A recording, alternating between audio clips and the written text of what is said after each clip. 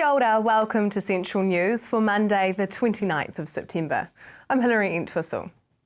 A pilot project aimed at increasing police visibility and presence in Papamoa will be trialled by Western Bay Plenty Police next month. Police will operate a contact centre out of the Papamoa Community Centre for 2 months, starting on October the 10th.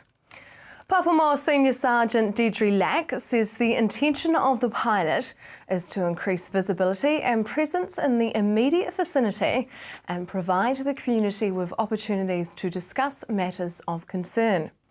Issues could include neighbourhood disputes and incidents which are causing people to feel unsafe, domestic disputes for which parties seek further advice or guidance, public safety concerns in which the actions of some are impacting on the enjoyment of others, youth truancy and other issues of social delinquency, driving concerns and the impact of drivers' behaviour on others. A Warm Our Whare initiative, which saw 1,000 Waikato homes insulated within a 30-kilometre radius of Hamilton and in the South Waikato district, has now expanded into the Thames and Hauraki regions, and the provider is now looking to launch a new service model to warm up the rest of the house.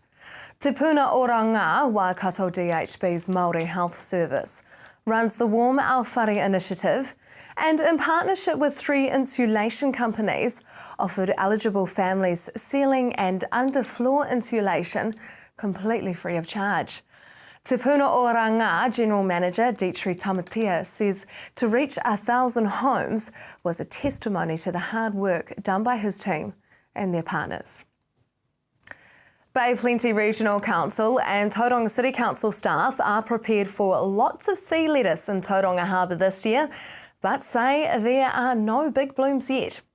Regional Council Senior Environmental Scientist Stephen Park says sea lettuce is a naturally occurring algae that's native to New Zealand. Its growth is mainly influenced by coastal currents, water temperature and nutrient levels.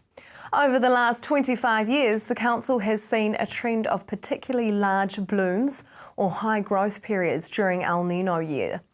Mr Park and other Regional Council staff completed their first round of summer checks for sea lettuce at key Tauranga Harbour beaches last week. They found very low levels of washed up sea lettuce along the city beaches, such as Matua, Utamotai and Memorial Park, but some accumulations along the western coast of Matakala Island and the northern end of the harbour. Creative Waikato has launched a new online galleries directory to help residents and visitors discover the incredible selection of art galleries that lie within the region. By making it easier for people to find regional galleries, the website aims to flaunt what the region has to offer and subsequently extend tourism activity. The directory conveniently locates galleries on a Google map, which makes it quick and simple to plan a personalised gallery tour. Creative Waikato CEO Sarah Nathan says that while the directory will benefit residents and tourists, the benefit to galleries and artists is even greater, an important step in building a profitable arts economy. Now for our marine forecast for Tuesday. West Coast, Waikato, Raglan, there is a gale warning enforced for most of the area, so please head to metservice.co.nz to check out the conditions.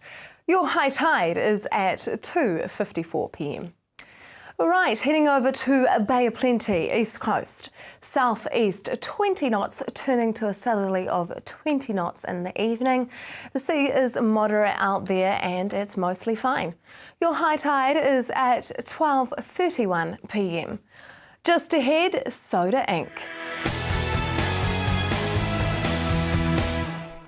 Welcome to Central News on TV Central. Hamilton-based business incubator Soda Inc. has appointed Dr. Claire McGowan as the new CEO. She spoke with Anne-Marie recently and explained how her work history will stand in her good stead for her new role as CEO for Soda Inc. So my PhD, my doctorate, was with Fonterra. I was based at Otago, but I was working with Fonterra in looking at how we could protect the starter bacteria from viruses to ensure that they weren't losing the product that they were expecting to produce. So that was a great experience, and being able to understand from the science perspective, but also from the business perspective, the importance of connecting the researchers with the commercial endeavours. I went straight into an MBA program and did my project with Pfizer in the UK on risk management, and came back and moved into the finance sector. So worked in venture capital and then investment banking. You have also built and sold your own company, IP Market. Tell me about that. That's right. So IP, intellectual property. What I was finding when I was working in the investment banking sector was a lot of people, especially science-based organisations, have ideas, but they're not necessarily fully developed into businesses at that stage. So we built a global trading exchange, looking at buying and selling intellectual property. Now at that time, about half of the world's IP was coming out of the US, and so we were working with a lot of the big corporates up there in buying and selling their trademarks, patent portfolios, product formulations and so forth. How do you feel your work history is going to stand you in good stead for this role as CEO of Soda? Yeah, great question. I think where I bring a lot of value to the table is I've worked on all sides of the table. So I've been an entrepreneur, I've built my own company, brought angel investment and government grants into that. I've worked on the investor side, so with angels, with the venture capital and corporate investors here and offshore. And I've also worked with government agencies and how do we remove some of the barriers to encourage entrepreneurs in New Zealand, and also how we take those businesses offshore. You've started at Soda during a period of growth. Is that a challenge or an advantage? It has its pluses and minuses. I must say the team's done an amazing job in, very small team. To deliver to achieve what they have to date is fantastic, and I'm really excited, and just a few weeks on the job, really enjoying getting to understand and a lot more about what they have been doing and who we've been working with.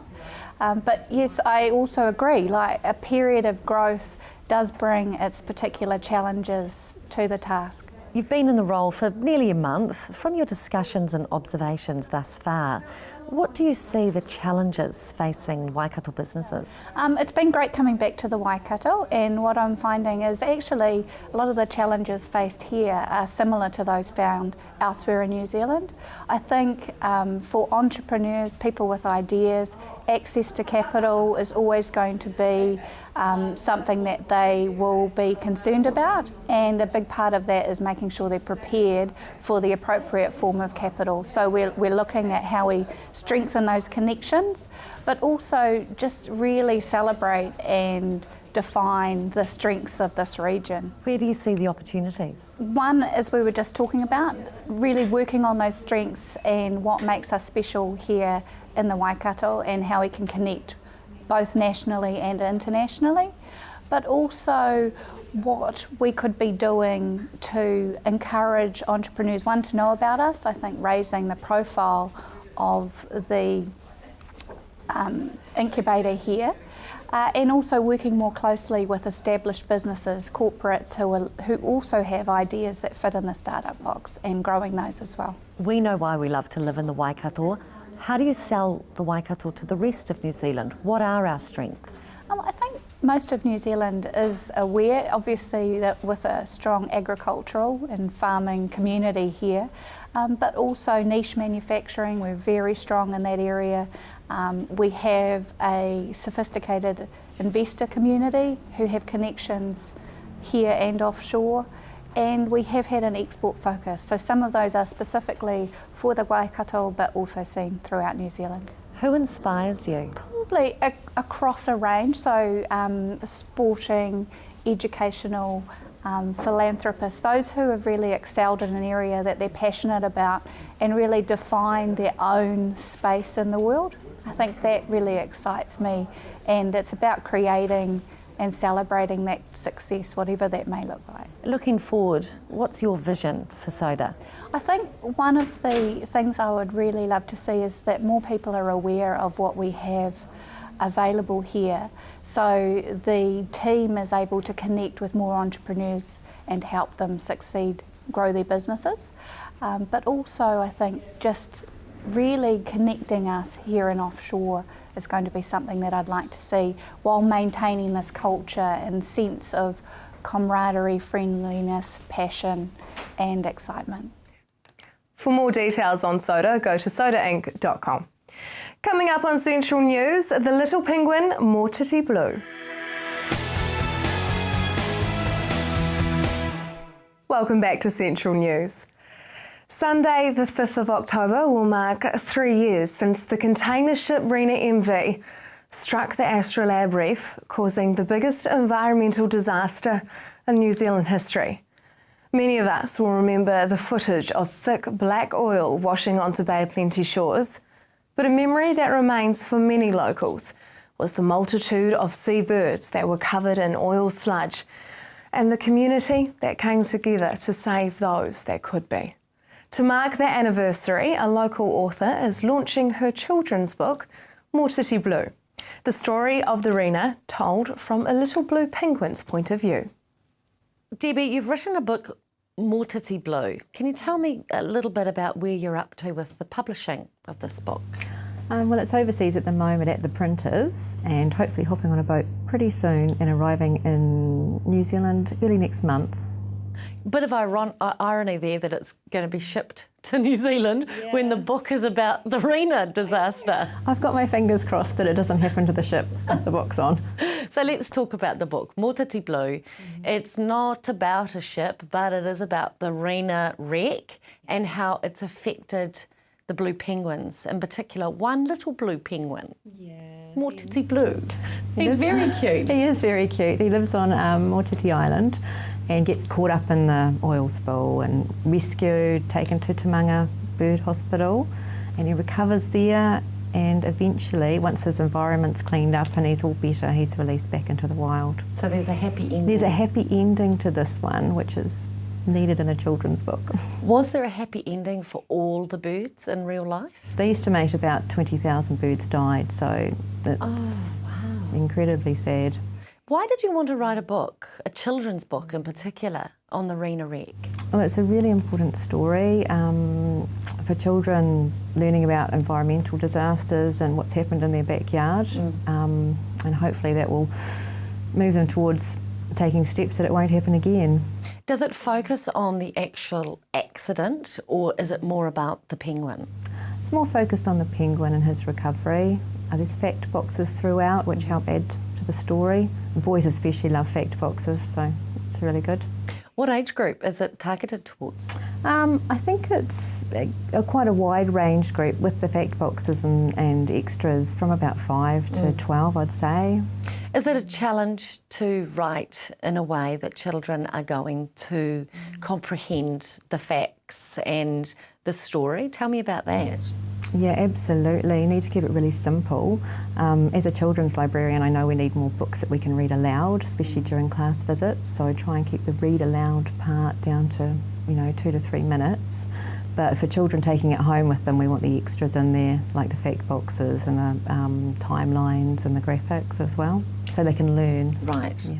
Tell me about the photos used within the book. They're stunning images. They are. I was really lucky with the photos. Maritime New Zealand came on board. I contacted them and they gave me permission. I could use any of their photos. Plus people in the community. I work with people who are helping with rescue the wildlife and clean up. So they gave me their photos as well. What's your memory of the time? Just heartbreaking. Just affected the whole community, really devastating. And the disbelief, I think, that this could happen in Tauranga is, And it's still ongoing. It is, it hasn't stopped yet. Yeah, there's a lot of rubbish out there that needs to be cleaned away. Now, the book also has the text with Te Reo Māori underneath the English, which is quite beautiful. They sort of sit side by side perfectly together. Why was it important for you to have the two languages there? Well, Te Reo Māori is the official language of New Zealand, and I think it's really important that it's included, especially in children's books. It tells a whole story rather than just the part in English. I feel it encompasses the whole community. Tamati Waka's done a gorgeous translation, so it's really good too. That's fantastic. And the cover of the book is quite stunning. Tell me about that. It's done by a local artist called Elliot Mason. It's just amazing. It wasn't done for the book. Elliot helped with rescuing wildlife from Moau and Motiti Island, which is really special, and that inspired a lot of his artwork. And when I saw that little blue penguin picture, I just knew it was the cover. I fell in love with it. Now, when you talk about the two islands that were affected, are the wildlife on those islands okay now? Are there ongoing issues? What's happening that we don't know about? They're recovering slowly, I'd say. There is a wildlife open day planned for the 3rd anniversary of the Rena disaster on the 5th of October. I was going to say that's coming up pretty soon, isn't it? The same date as my book launched too. So they'll be talking to the public and giving them wildlife tours and explaining what's going on now. There's ongoing problems, things like feral cats, and it's a bit of an issue. You're self-published. How's that process been? Talk me through it. How does somebody self-publish? It's quite stressful, really. It's not just writing a book and then putting it in a publisher's hands. It's you're in control of everything, which I quite like, actually. But the editing process, everything is your responsibility. Luckily, I've got an awesome book designer, Sarah Elworthy, who's really good to bounce ideas off, and there's hundreds of edits that go into a book. So, and then after the book's produced and in the country, you've still got your marketing, you've still got to sell it. And self-editing is quite hard too. Yeah, I have a couple of people who've read the book over, which is great, and they've come back with ideas. The community spirit around the book's been brilliant. Yeah. What is the feedback so far? I know it's just in that draft form, it's just gone to the printers, but what feedback are you getting? Really positive. People want the story told as well, and this is one of our local stories, which I think is really important, especially for children. I think if they read about their own stories, it gives them more meaning. They need to own it, don't they? Yeah. Do you think there's more stories out there that need to be told? Oh, there's hundreds of stories. We look forward to your next book then. Thank you. The launch of the book is on Sunday, October the 5th at Moau Area Wildlife Trust Open Day. Just ahead, concerns over how Kiwis are eating.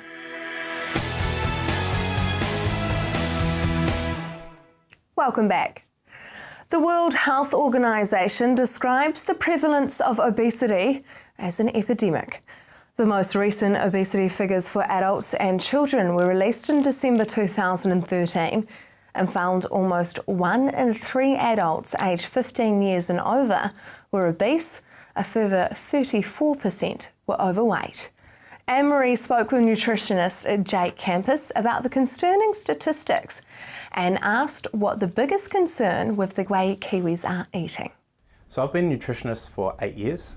I've got a sport and exercise science degree, and then I've also got a postgraduate degree with honours in nutrition, physiology and musculoskeletal rehabilitation. What's your biggest concern about the way Kiwis eat? I think lack of education, what is a carbohydrate, what is a protein, what is a fat, and the gearing towards convenience and highly processed foods over more nutrient-rich and healthy foods. Why do you think that is? I think marketing with the consumer, what's pushed to us as consumers, it's all over television, ease of accessibility, convenience, and lack of education. I think the education is a big part of making a healthier New Zealander starting from a young age. There always seems to be one fad diet or another. Whatever happened to the notion of everything in moderation? It's the same with exercise and diet. There's always the newest thing on the block that everyone raves about, and it dies off very quickly. And you can expect that with your results when you follow these sorts of fads.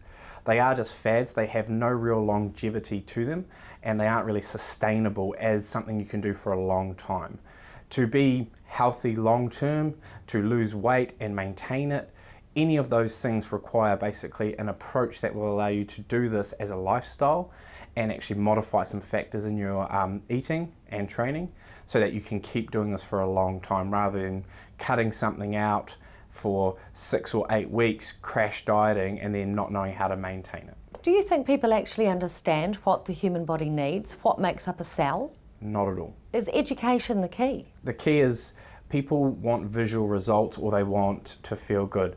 Most people who embark on a fad diet want fast results that is going to make them look better in a dress or in a suit, or is going to get the 5 kgs they want off by their special event. They have no real interest in what they're doing to their health or what, how the human body works. So there's no real education on that, and that's why people put the weight back on plus some afterwards, is because they have no idea that the body requires a certain balance of things to function properly. So what's the answer? The answer is, one, education from an early age, understanding what's a carb, protein and fat. That's the basics. Once you know that, you can sort of understand how the human body will use these things. And there is no such thing as a quick fix. Myself, as a nutritionist, can get quick results, but it's using lifestyle factors and modifying it so that it's something that they'll continue on with a long time and teaching them along the way so they can maintain it long term. There's never me cutting one specific thing out. We may remove some things from the diet that might not help us get there, for example, sugars or alcohol, but long term we can introduce them in a moderate amount so they can have a balanced lifestyle. For more information and advice on nutrition, contact Jake at jakecampus.com. Now for our weather for Tuesday. Hamilton, you're looking like you will have a fine day with those southerlies dying out. You can expect a high of 19 and an overnight low of 6. The rest of the Waikato looking pretty much the same, fine with fresh southerlies. Paeroa, your expected high is 18 and an overnight low of 8. Matamata 16 and 7. Te Aomutu 19 and 6. Tokoroa 16 and 6. Tauranga mainly fine with southeasterlies. Your expected high is 18 and an overnight low of 9.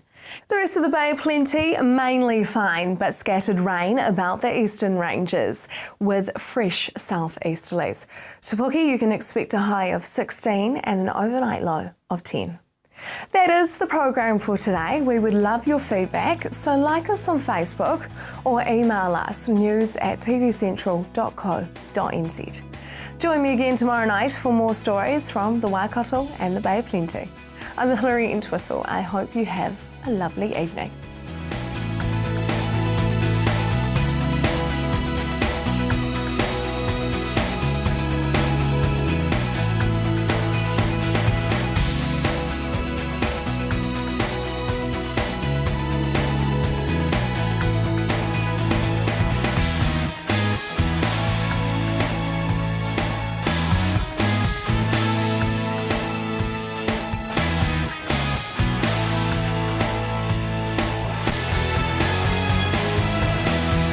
This has been an Alpha Media production, a division of Television Media Group. Supporting local content so you can see more of New Zealand on air.